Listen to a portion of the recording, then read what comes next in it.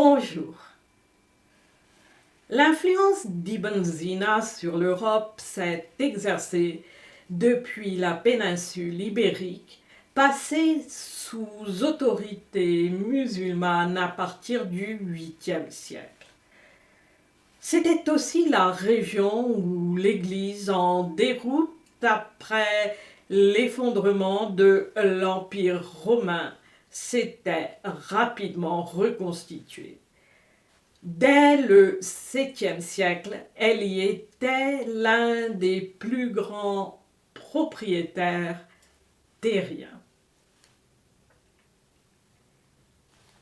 On y voit peu à peu s'opérer en son sein, mais aussi au sein des traditions islamiques et juives, notamment à travers des auteurs musulmans en Andalousie comme Ibn al-Khatib et Ibn Khatima, un transfert de la notion de contagion du religieux vers les maladies, sous l'apparence d'une réflexion fondée sur l'observation. Mais il ne s'agit que d'apparence. Elle reste loin de l'empirisme plus méthodique des anciennes écoles médicales grecques et indiennes. Cette évolution s'inscrit dans la lignée d'Ibn Sina, dont le canon médical a été traduit en latin à Tolède en 1187. Mais pour qu'une pensée s'impose, il faut que le terreau y soit favorable. On dit souvent que ce terreau fut la peste. Or, cette explication ne tient pas. Des recherches approfondies montrent qu'il n'y a eu ni mortalité excessive durant l'épisode dit de la peste justinienne au VIe siècle, ni catastrophe généralisée dans cette péninsule au XIVe. De nombreuses régions ibériques ont été épargnées.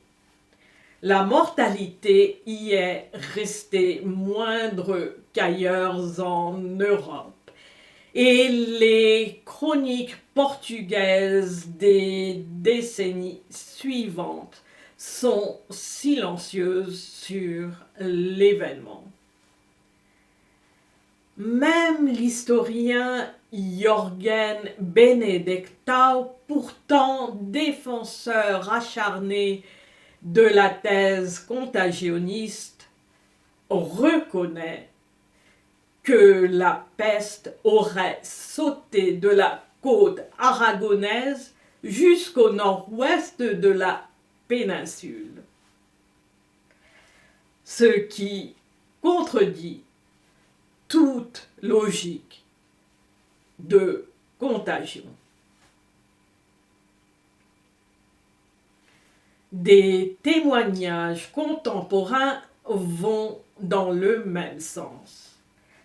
D'après l'écrivain Jean Boccace, témoin de l'épisode à Florence, les isolés mouraient parfois, tandis que ceux qui étaient en contact avec les malades étaient épargnés.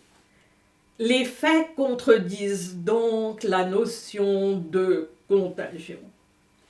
Un traité allemand de la fin XIVe, début XVe siècle affirme que la mortalité était due à une exhalaison terrestre corrompue et toxique qui infectait l'air, provoquée par des tremblements de terre majeurs, effectivement survenus peu avant l'épisode dit de peste de 1348. L'épreuve continuait donc de soutenir le cadre hippocratique. Dans le monde musulman oriental aussi, la pestilence n'était pas perçue comme contagieuse. Les termes employés en latin pestis ou pestilentia désignaient une calamité. Ce sont les traducteurs modernes, prisonniers de leur propre paradigme, qui ont rendu ces mots par peste. La consolidation de la notion de contagion dans la péninsule ibérique tient donc à d'autres raisons. C'est là que l'Église, rapidement reconstituée, s'est heurtée à l'islam pour le contrôle du pouvoir. La peur de la contamination reflétait la peur des idées de l'autre, de sa foi, de son sang. Le terreau, comme on l'a vu, avait été préparé par Isidore, dont l'autorité intellectuelle a durablement pesé.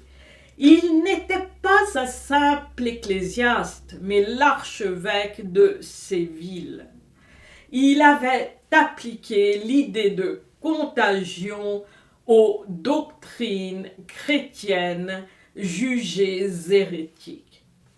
À sa suite, d'autres y ont inclus les idées musulmanes ou juives qu'il fallait tenir à l'écart. Ironique, puisque ces deux traditions avaient contribué à renforcer cette notion.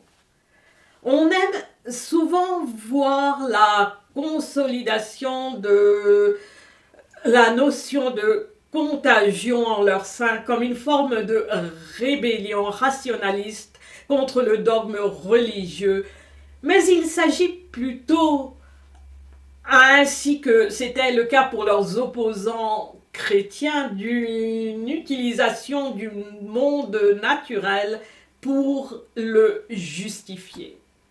De punition divine, la contagion devient un mécanisme automatique de souillure orchestré par la volonté divine. L'impur, le lépreux contamine l'autre, tout comme le péché se propage dans le corps social. Chaque camp projetait sur l'autre sa propre angoisse d'être absorbé. Et comme toujours, les ennemis finissent par s'imprégner mutuellement. Cela dit, aucune tradition n'est un monolithe.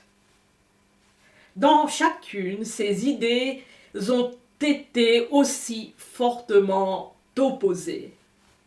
Par exemple, rappelons qu'au XIIe siècle, le médecin juif Maïmonide, resté fidèle à l'école hippocratique, expliquait clairement que la lèpre décrite dans le Lévitique n'était pas une affection physique, mais un concept religieux.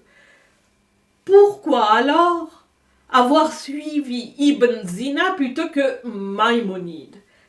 Parce que chaque époque choisit les idées qui confortent son état d'esprit et son ordre établi.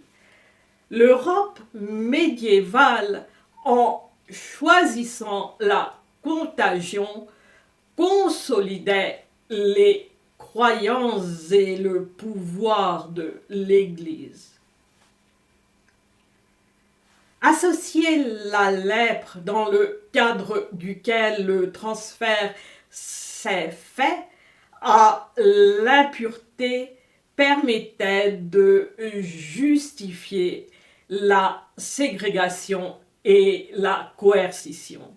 On pouvait déclarer tout hérétique lépreux puisque la description d'une telle maladie restait suffisamment vague.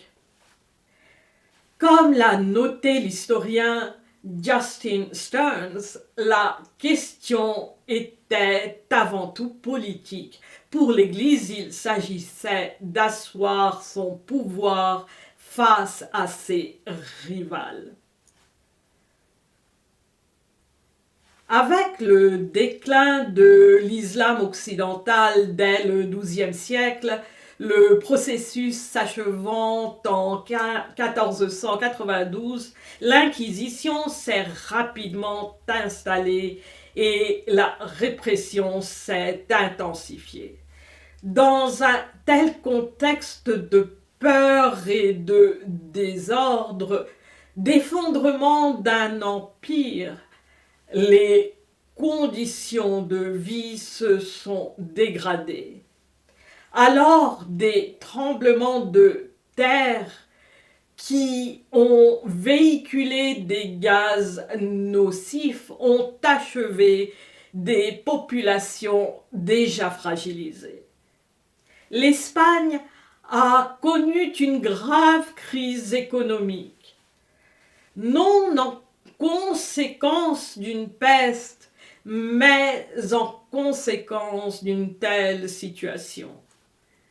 La thèse de la contagion devenait à la fois le produit de la peur et l'instrument pour maintenir la peur.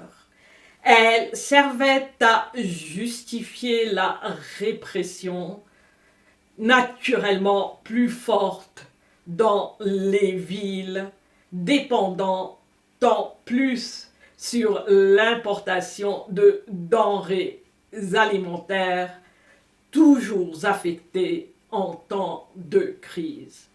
Ce qui a dû contribuer à la forte mortalité en milieu urbain.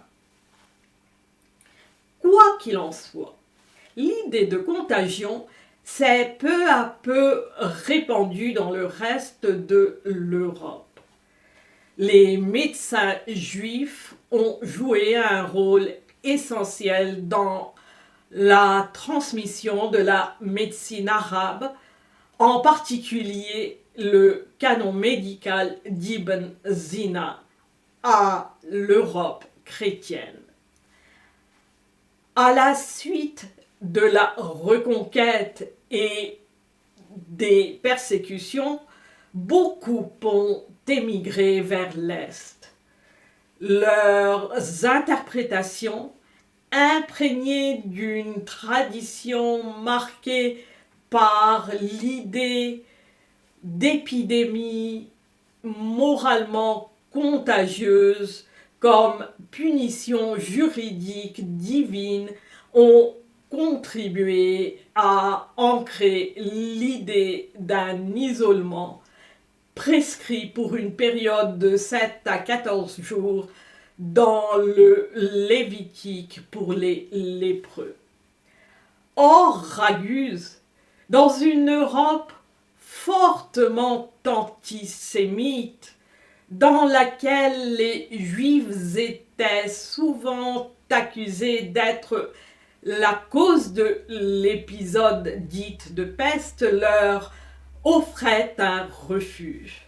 La République comptait un certain nombre de médecins juifs auxquels elle a attribué un rôle important, avec d'autres médecins, tous grassement rémunérés. On peut donc penser qu'ils faisaient tout pour mener à bien la mission qui leur avait été confiée, celle de surveiller le suivi des mesures de quarantaine. En particulier que ceux d'origine juive, Entre gratitude et peur, servait avec zèle les pouvoirs qui les avaient tolérés.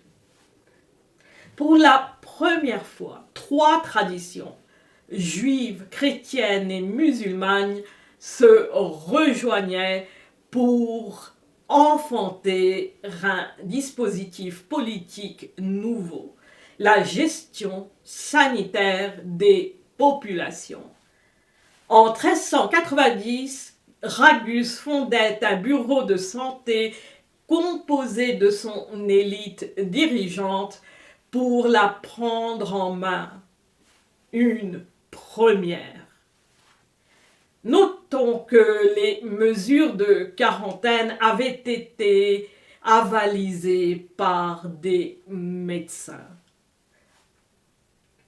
On voit donc peu à peu le médecin prendre la place du prêtre, ou plutôt de travailler avec lui. C'est dans ce contexte qu'au XVIe siècle, qu'un médecin sera amené à jouer un rôle important. Girolamo Fracastoro, né à Venise et éduqué à Padoue sous autorité vénitienne, tout comme l'avait été avant son indépendance Ragus, qui faisait face à Venise de l'autre bord de l'Adriatique, il était évidemment familier de cette république. Fortement influencé par Lucrèce, son traité De Contagione, publié en 1546, explique la maladie par E Seminaria Contagionum, de minuscules graines de contagion dans le cadre de la transposition à la maladie de la doctrine théologique du Fomes Peccati adoptée lors du Concile de Trente. La trace persistante du péché originel pouvant à tout moment rallumer le feu de la convoitise.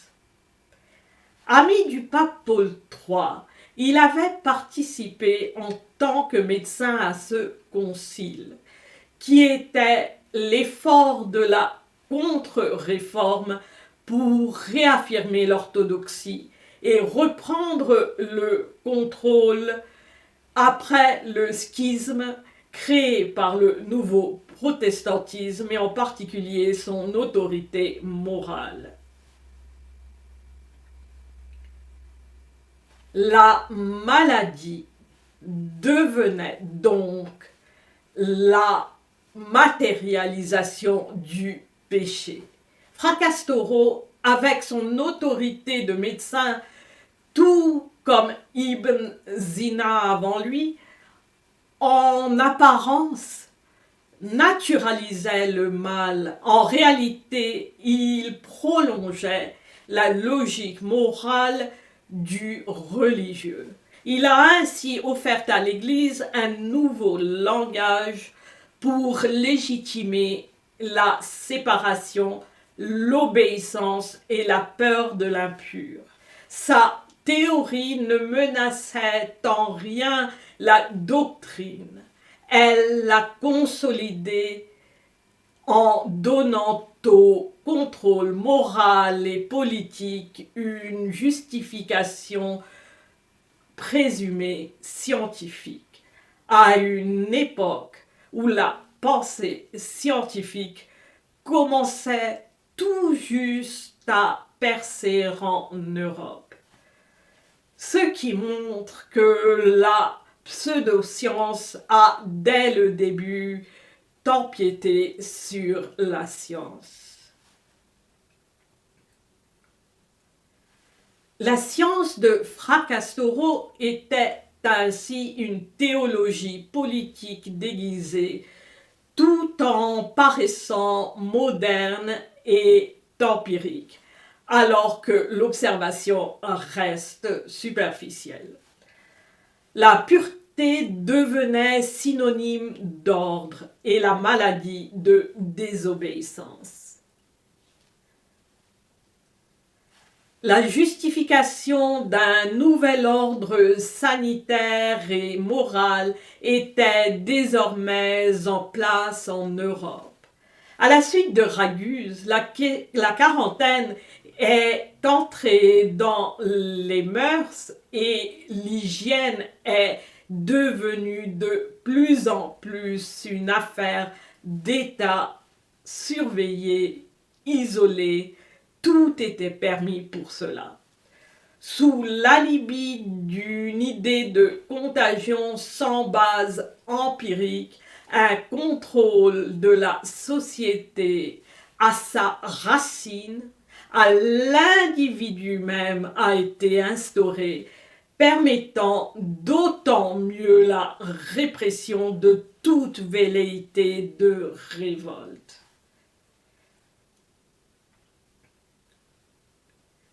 Ce contrôle a été rendu acceptable par l'association de la maladie à l'impureté et en particulier à ceux qui étaient jugés dépravés. Au VIe siècle, la lèpre a été décrite par le médecin byzantin Aétios d'Amide comme accompagnée d'un appétit sexuel fort. Contrôler l'individu, c'était donc aussi contrôler les naissances et donc l'union entre l'homme et la femme, devenue sacralisée par l'Église en 1184. Cette nécessité de gérer les populations s'est accrue avec la montée du capitalisme financier au XVIIIe et XIXe siècle, qui avait besoin de connaître la main-d'œuvre disponible, tout comme les États devaient identifier leurs forces dans un contexte colonial et guerrier. Ce contrôle a trouvé son instrument idéal dans la bureaucratie qui s'est alors mise en place. C'est dans ce cadre, celui d'un contrôle social rationalisé et d'une peur sacralisée au service d'un capitalisme naissant, que la vaccination a été inventée. Ce sera l'objet de la prochaine vidéo. Merci.